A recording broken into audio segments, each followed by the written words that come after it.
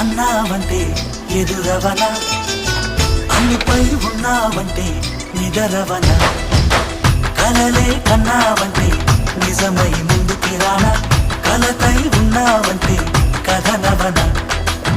అమ్మలో ఉండే సగం అక్షరం నేనే, నాన్నలో రెండో సగం లక్షణం నేనే. అమ్మ తోడు నాన్న తోడు అన్ని నీకు అన్నే చూడు, చెల్లిపోని బంధం నేనమ్మా చిట్టి చెల్లెమ్మా.